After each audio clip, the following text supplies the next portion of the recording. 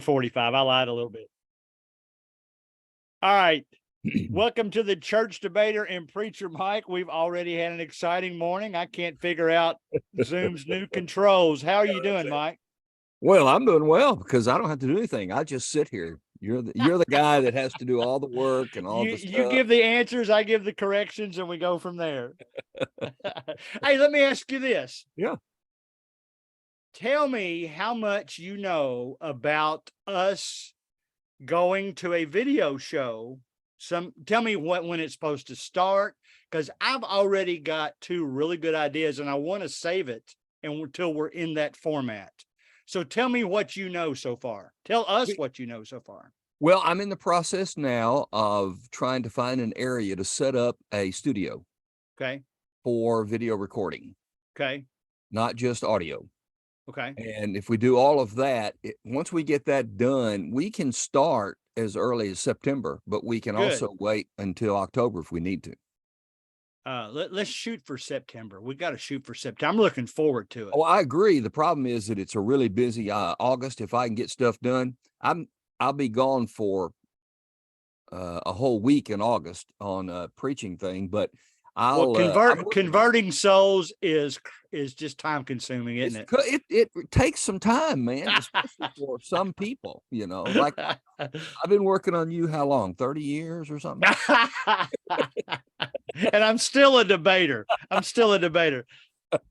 Yeah, I'll tell you the two ideas I had. One still won't give anything away. The first show I would like to, so are we recording and sending our recording to them? Is that what we're doing? Yes, we will do that. Our video. Mm-hmm. Okay. Yep. So the first one, I want to do a show that will test you in two ways. Mm-hmm. The first way it'll test is your humility. Okay. Well, you okay so far? I'm full of humility. The second way will test you on how easily you get offended. How's that? Does that sound more exciting? I'm already offended. The other show I would like to do, since I have substitute taught for 5 years now, the fifth year coming up, and I'm assistant coaching the volleyball team this year, it gave me some ideas that there's some of the students that I know real well, and I know some of their, for lack of a better phrase, religious activities they're involved with. Sure. We've interviewed plenty of people in our own quote group. Yeah. I would like to have one of them sit in with us one time and ask their questions. I think that would be interesting. What do you think? That would be very interesting. Why are you reacting that way? Well, the very interesting part is that we would have to make sure that if there is something said with which we happen to disagree, we'll just have to be very kind and say, well, no, let me show you what we think about it. That kind of thing. You're throwing me in that group that we disagree with. Is that what you're saying? Well, because whatever happens, you're going to be a part of it. Now, I don't know which side you're always going to take, but so far we've taken the same side. So that's what you say. I don't necessarily see it that way, but all right. In fact, today I think you're going to find interesting. Did you think it weird that I asked you earlier this week if you had Netflix? No, I thought you were trying to maybe send me something or ask me to do something or whatever. Okay, it was. I was going to give you some homework. Oh, okay. I thought it interesting. A gentleman that both of us know from an area that we both used to live in. Got it. Just at different times. Got it. That had been known to commune with nature. Now you know who I'm talking about, I assume. Mm-hmm. Okay, now. We were once at his house, and somebody, because this is years ago, years before streaming or anything like that. And we asked him, do you have HBO? And he said, I don't have any of those pornographic channels. I thought maybe you were doing that to me. He said, when I asked you, do you have Netflix? He said, no, I don't have any of those pornographic channels. No. All right. There is a movie, I guess it's more of a documentary. I think it's about an hour and 15 minutes long on Netflix that just came out last week called The Jesus Revolution. I've heard about it. Yeah, which, by the way, they showed the Time magazine cover that had Jesus Revolution on the front of it. In fact, I have that magazine. Okay, good, good. Well, here's what I wanted to start. And you never know, it was a documentary, but I still think it was based on true events. And they probably embellished some of the story, just like most of those shows do.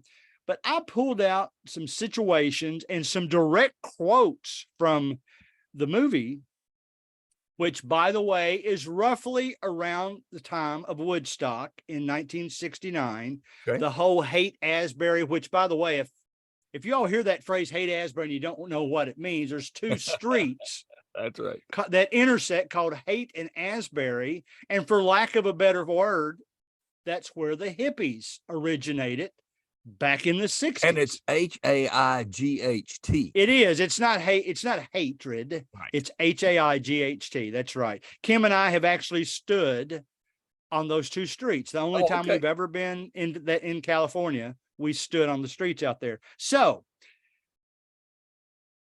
Woodstock, generally speaking, even though there was drugs involved, there was, nudity involved, there was no violence involved, contrary to when they tried to redo it in 1999. Yep. And the participants were ripping ATMs up so that they could get to the money. I mean, it was like two completely different groups of kids. I say all that to say this, what churches' reactions were to the hippies back in the 60s. Sure. So that's the premise behind this movie. So let me set the stage a little bit and read to you two quotes. This is, by the way, Kelsey Grammer from Frasier.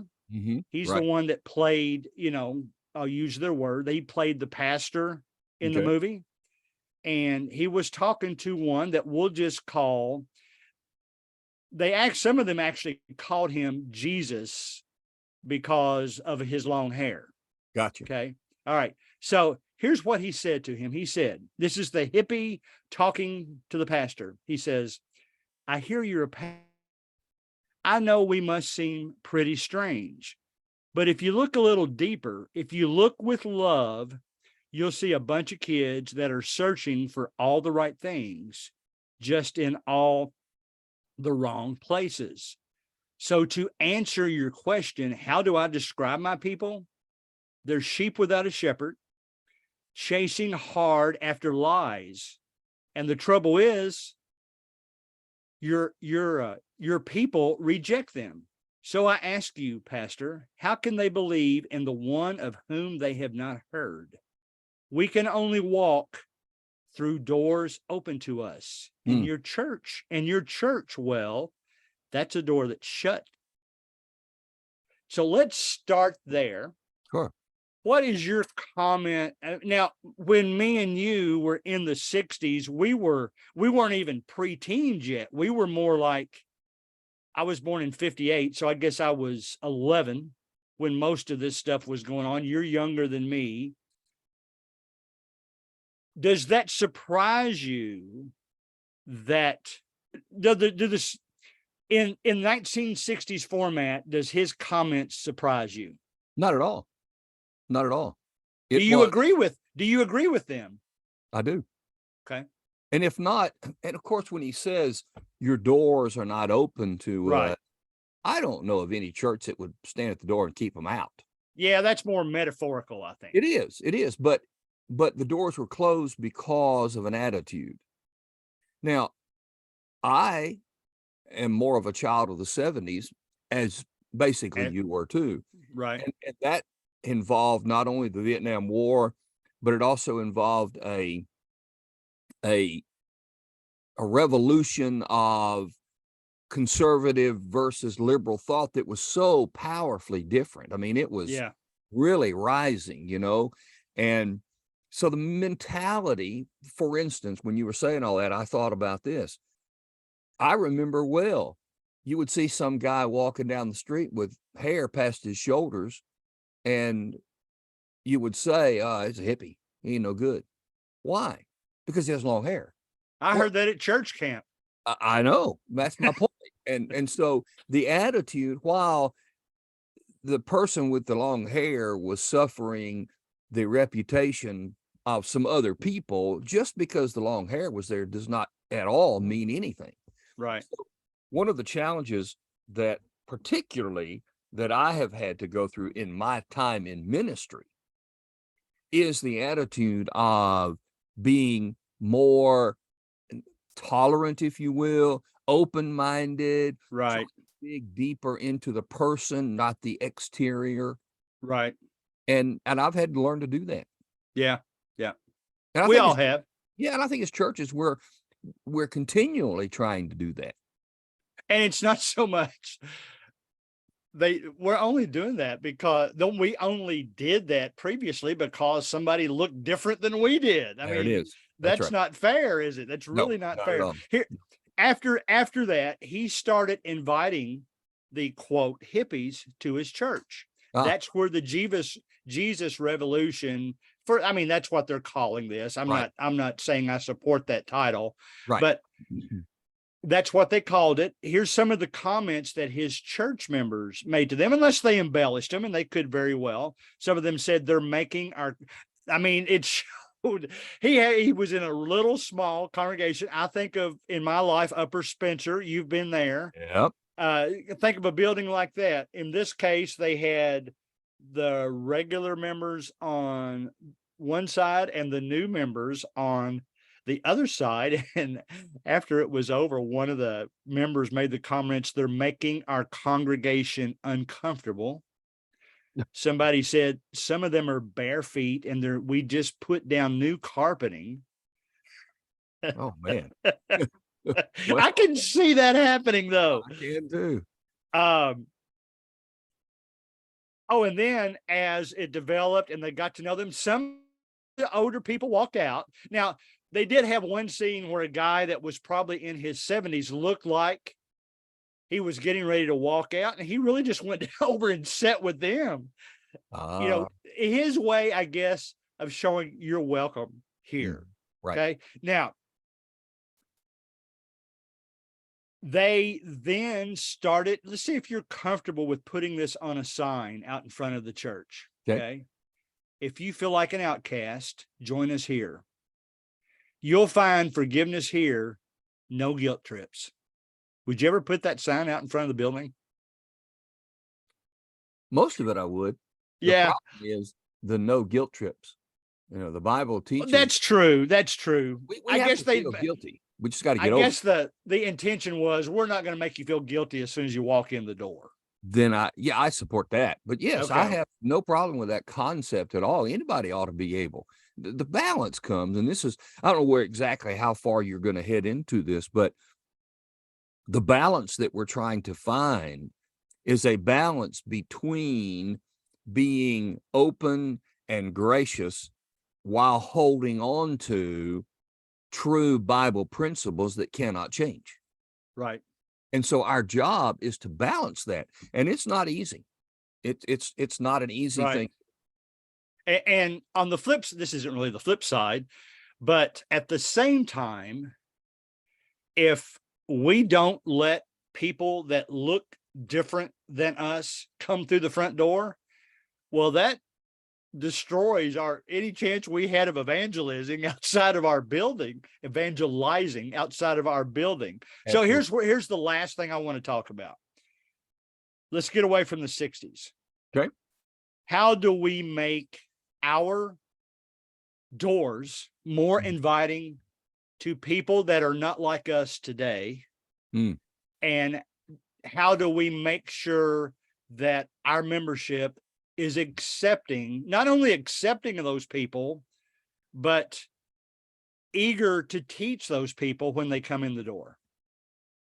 Well, I think that you have to develop and create, number one, the mentality that follows really the mission of Jesus. He hung around a whole bunch of people that didn't look like everybody else. In fact, that's what got him in trouble. That's what people got upset about. Right. So We have to have the Jesus mentality, not just the Jesus revolution. And then you also have to have an experience. Until you have experienced people who are different, you're never going to be able to get past the exterior. And so you spend time with people who are different. And when you do, the truth of the matter is, when he said, my people are not a whole lot different from your people when you dig down deep, that's an absolute fact. All people are exactly alike down deep because God made them. And all of the expressions that we have are expressions of trying to be ourselves, but at the same time, often trying to find the things that will fill the natural God-shaped holes in everyone's lives that God put there. And even in that time, I think there were people who were searching for life's meaning. Yes, I do too. And that's just a part of what we're supposed to do. In fact, he admitted to that. He said they're searching, but they're finding all the wrong things. Right. And he was kind of implying we need the churches to make sure my group realizes the doors are open to us. There you go. There you go. What would you do if somebody walked into our church building with no shoes on? Not necessarily that they looked poor, but just chose to wear no shoes. Well, what would you say? I wouldn't say anything. We had a guy that came for a number of times, and he always wore sandals and flip-flops. Right. He was the one who felt out of place because he said, now listen, I wear these all the time. Don't judge me by my shoes. And I hadn't even noticed. So, it wasn't Mark Zuckerberg, was it? No, no. That's what maybe he was trying to be him. I don't know. All right. So I think the point today is be accepting of everyone. There's a lot of people out there that need evangelizing.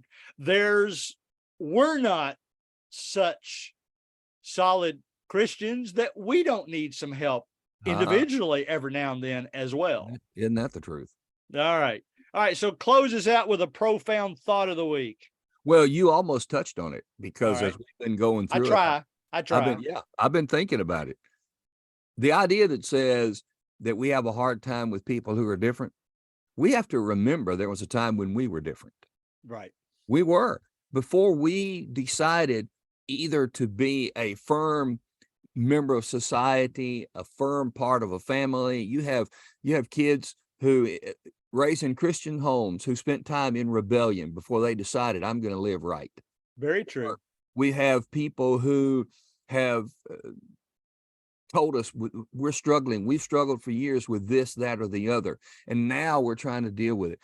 In those ways, we've all been different. And I don't want to be judged myself by the ways that I have been different or in a way that I shouldn't be. I don't want to be judged that way anymore. And I'm thinking we should be gracious to people, knowing they probably are the way they are until they learn better. And we want to be teaching the better. Very good. Very good. All right, guys. That's it for us. Church debater and preacher Mike. Say goodbye, Mike. Goodbye, Mike.